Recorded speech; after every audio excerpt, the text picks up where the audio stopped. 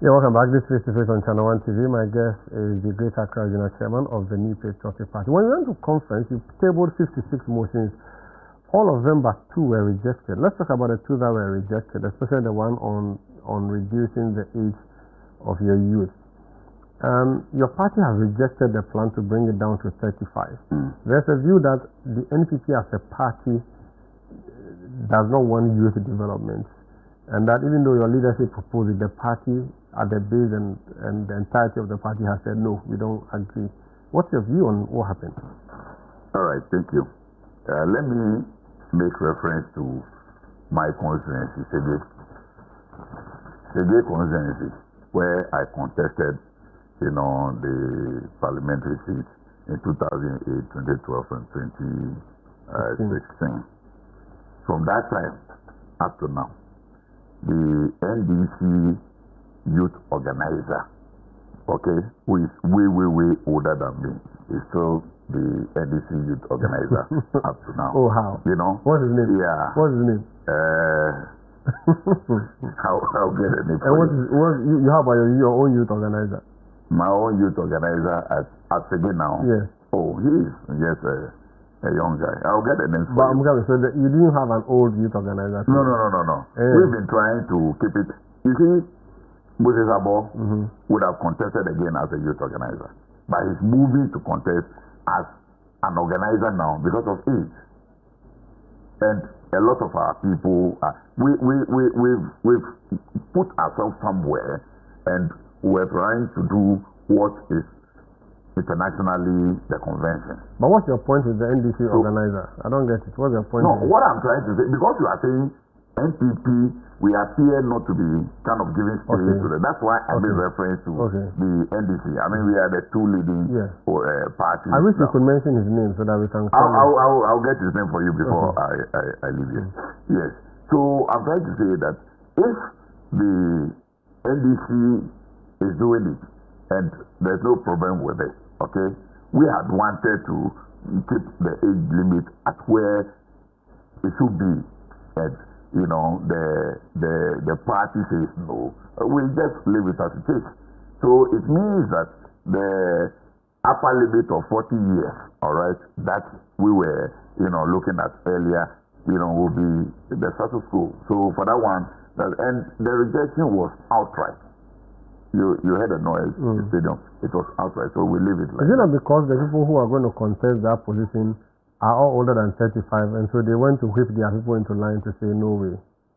Well, whatever it is in politics, lobbying is allowed. Maybe you could have put a clause in there that says that if that motion is adopted, it will not affect the upcoming election, but the next one. So a kind of transitional clause. Yeah, so that would have helped. Maybe that would have, but because you've done it in a way that those people, maybe even your incumbent youth organizer will be disqualified. Your question is on the assumption that the aspiring youth organizers might have gone around to lobby. They are the ones who have the base. And your youth organizer currently, I'm not sure Salah Mustafa is younger than 35 years old. No, but he's no more the youth organizer. I mean, going forward, he intends to move to contest as a national organizer. I know, that's what I know. Yeah, but he's a youth commander. So those kind of things, if he's a youth commander and he's been disqualified from running. If the general sentiment of the party is that age, limit is not popular, then we leave it. Basically, that's well, I don't think we have any issue as far as Congress rejecting that motion is concerned. We've accepted it. The other motion that was rejected, that motion didn't make sense to me. Can you help me make sense of it? The one about appointing people to be in charge of a constituency. What were you trying to do? Currently, this is the situation. For us to put together the album for the constituency elections, which album we again use for the regional congress. The national party, would send a rep. The regional party will send a rep. And then at the constituency level, the chairman, the secretary, the research, and then one elderly woman.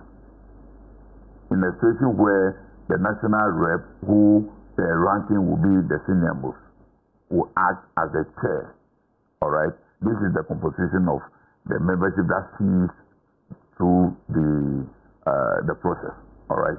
So we are trying to say that because the constituency officers have an interest in the composition of the album, because those who are in the album will be the ones who come and vote for them. We are trying to take away that one. And so we are saying that yes, the reps from the constituency should be other members of the party other than the executive. Very good. Okay. So that we will have them, you know. So national rep, regional rep, then woman, and then we select others from the constituency that are not necessarily members of the executive. And they said, and they said no. And so it means that we will leave it like that. which means that the possibility of an album being rigged or accusations that the album has been rigged. That's what we're trying to cure. And that has but as it is, we will leave it for another day. We have very good reasons for that proposal that was, moved as a motion at conference. So we'll have to discuss again and see if we can convince ourselves. Another thing that you have approved, the election of director of comms. It's like you are copying the NDC, but there are some people who say the communications director role should be given to a technical person who has an interest of either the candidate or the agenda of the party to be able to execute. Let the candidate choose somebody to speak for them. If you elect that person, every Tom, Dick, and Harry could run for that position, even if they don't have the competence. What do you say to that? Umaru, myself as an individual, if you ask me, I share your position. I think that's a technical area where we must, appoint a professional. And if you leave it to election, after election, anybody at all can win election. But if this is what it is, that's what we'll go by. For me, I think once the party has taken decision, we are all obliged as members of the party to uphold that decision. So once it's like that, we'll go by it. Otherwise, technically, communication is something that it's not all of us who are very sharp, very eloquent, and very articulate. So those who have been trained to do that job, we should have allowed for them to be, appointed. But over time, we see situations where even that opportunity is abused. People end up appointing those who cannot really do the job. And that's why we are saying that if that is the case, then let everything be by election. Another motion that you have approved is for the treasurer to report to the general secretary. There's a petition currently by your current national treasurer saying that there would be a conflict there because the general secretary plays the role of the treasurer in some instances, so you cannot be reporting to the general secretary again.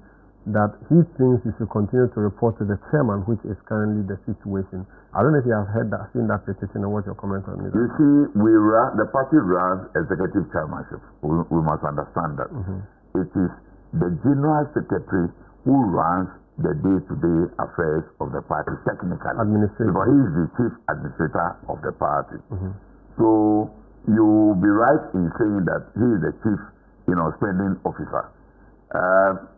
If you look at it from that angle, policy decisions will be taken by NEC and the steering committee, and the administration, the secretariat, will implement it.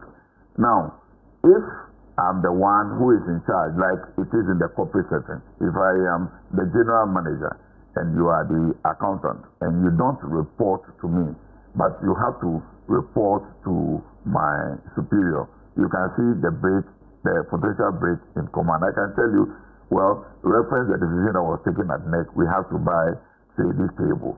And then you say there's no money. I don't have what it takes to, query your position to know whether truly there's no money or not. So there's a need for us to have an arrangement where the person so that the general secretary would now be the one who would report to the chairman. Or to the council. Exactly. Okay. So that's your plan now. That's what you intend to do. That's exactly the way we are looking at it. Your treasurer doesn't agree, and so now that there's a petition, I'm going to ask my next question.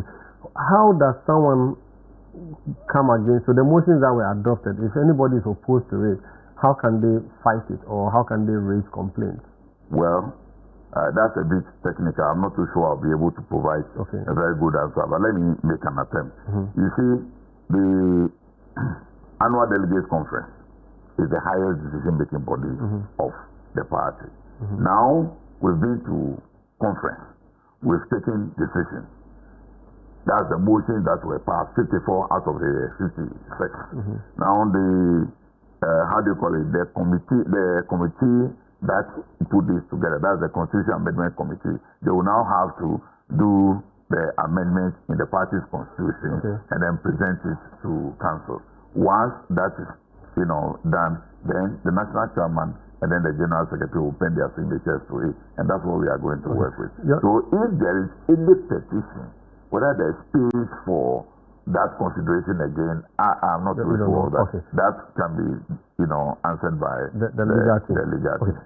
Your next big issue is January 31st. Why didn't you table the motion of choosing a flag bearer before the base of the party or the executives at the low level for the conference, and also even the date of January 31st? Why didn't you table those two motions before conference? Oh, okay. I get the question now. Yeah, that is a preserve of council. It is National Council that takes decision as to when we must have the presidential primaries. And mind you, the presidential primaries is a standalone election. It's not connected to the structures of the party. Unlike where you have polling station elections, then after a stated period, you go and do the constituency, the electoral area coordinator, then you go and do the constituency, you go and do the region and national, etc. As for the presidential primary, it's a standalone election. You are a grassroots person. An issue as vexed as the one that we are talking about, do you not think you should have sent it to the grassroots to decide? Which one? The one that you want to choose a flag bearer before choosing the rest of the executive. No. You see, that's why we didn't present it at Congress. I said that's one. I know. It is constitutionally. It is only council. I get you. So I'm saying that it's a very controversial issue. Regardless of the power of the council, do you not think that at least you should have done an assessment at the base to see whether they are happy with this? Because the top-bottom conversation is happening. You see, this is what I'm sure you were driving at. I am saying that the presidential primary is a standalone election. The Constitution provides, time within which we should do that when we are in the opposition. Do you understand? I guess so. So we have taken the decision that falls within that constitutional provision. So that one is not a problem. What we are referring to is the top down. When we are talking about the top down, we are talking about the structures of the party. So national officers, regional officers, constituency officers, electoral areas, and then you go down to polling stations. Now, at conference, you see, we didn't talk about that. That's what I'm asking. Why didn't you table it? Yes. And you are saying that it's the mandate of council. It means, exactly, it means that we have not touched that one technically. That's what it means. So top bottom is for executives, it doesn't include flag bearer. No. So even the top bottom thing that is being said is not proper. It's not proper terminology. It was a suggestion. It was a suggestion. And for now, because we didn't discuss it at conference, I will say that it's still under consideration. So as we speak now, the meeting on Friday will determine whether we are going to consider that one or we are going back to the status quo. As we speak now, if you ask me, I will say that the status quo remains until council decide otherwise. There are two schools of thought. One, choose a flag bearer and let the flag bearer influence the choice of the party base. That way the flag bearer becomes the only person around whom power evolves, and you would easily quickly have a leader who is leading the party. The other school of thought is that no, choose the base, let the base choose a leader. That way, the leader that is chosen is satisfied or would satisfy the needs of the people who are going to hold the party for the next 4 years. Because mind you, the people who are there currently may lose the elections, and they could choose a flag bearer who will not be liked by the people who are incoming, and so they may not like to work with him. These two schools of thought have been the subject of debate since this announcement was made that you choose your flag bearer first. as a party, someone who has gone through the ranks to be a regional chairman, and we've heard that you're planning to go to the national level, do you not think this is going to be another way of deepening the cracks within your party, so if candidate A is chosen, and then who chose candidate A lose the election in the next election, what happens? Well, thank you. I would want to liken this to what happened within the corporate sector. So the owner or the owners of the business decides on a board. Is that right? And then the board now hires a managing director who goes ahead to hire the other, exactly. But within the political arrangement as we have it, the opposite is what the situation is. And so you can have a situation where, like you are saying, you have constituency officers who, for whatever reason, saying that they are not okay with you, even though the party's constitution says that once a decision is taken, as a member of the party, you are, under obligation to go by it. But people can, and that's why we had 2024 election where, from our own research, quite a good number of our people, in excess of 1 million, did not go to vote for us. And that means a lot. So the suggestion or the school of thought that speaks to the idea of choosing a leader and let the leader choose, in this case, his representatives at the various structures all the way to the polling station. To me, coming from the corporate world, I think that is a very good idea. Okay. However, it will take some time for the party to really appreciate this, and that is why the situation where you have party people having a stand against the one that is supposed to lead us. You see, the 2024 election, those who are speaking against the then presidential candidate, their attention is that there is some 30-something% of the party that did not vote for him during the presidential primaries, and quite a good percentage of that bloc were still kind of holding back, not wishing that he succeed in order to make a point. Do you understand? Yeah. So that problem would have been addressed if the reserve arrangement is what applies. So nearly everybody there within the structure would be under some sort of compulsion to work for the leader. What is, I hope I get you, but I'm just looking at a lot of the ifs. So you choose candidate A to be your flag bearer by these, say, 500 people choosing candidate A. You go to the polls, and out of those 500, 300 of them lose to new people who have come, who did not take part in the choice of candidate A. There's no problem Would at there all. not be sabotage, and this standing aloof would also happen again? Very good. Ordinarily, the arrangement is that, for example, I'm sitting here as the chair of the party in the region. I'm not here on my own. The party people voted for me to represent them. Yeah. So my presence on this seat, I'm representing the interest of those who voted for me. Yeah. And that is why we'll have 4 years, to review your conduct and your performance, whether your representation reflects our aspirations or you were there on your own. I hope you understand. That is what informed our decision to take off the super delegates. You understand? Because the super delegates, the chairmen were the only ones from the constituency that participate in the process. And whether what decision they will take will reflect the aspiration of the constituency as a whole, is what led to the decision to take off the super delegates, So no more super delegates. Yeah, so we are no more doing. Even if you have 50 candidates, the party will find other ways of making sure that, yes.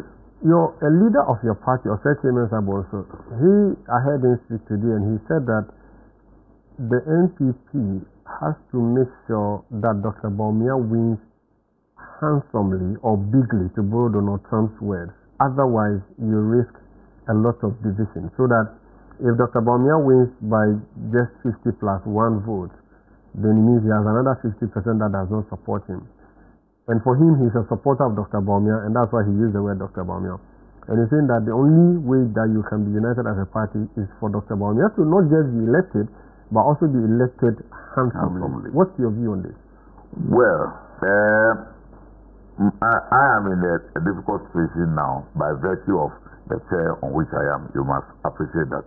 However, I think that reference what NDC did when they were in opposition, they managed the process in a way that, you know, the picture was treated as though everybody supports the then presidential candidate. You know what the NDC did. There were 95% or so, that's what it was. Exactly. There were others who were also interested, but they were prevailed upon to kind of understand that let's create the impression that we all, you know, support. Yes. Because most of them also knew that John Mahama would have won all the same.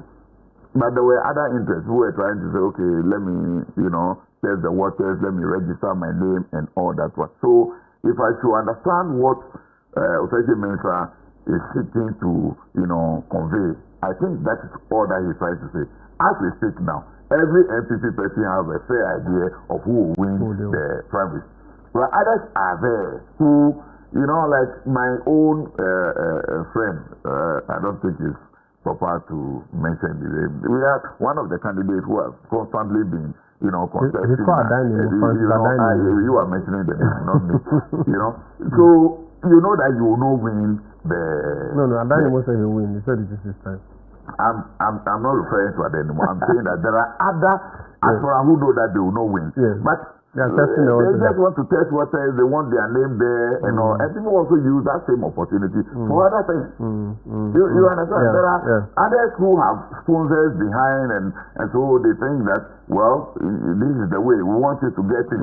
Don't let it look like he's the only one and all. So what Osei Mensah might be saying is that let's not do that because it gives because you see, if I'm contesting you, what am I going to say? I will be saying things that will portray myself as being better than you.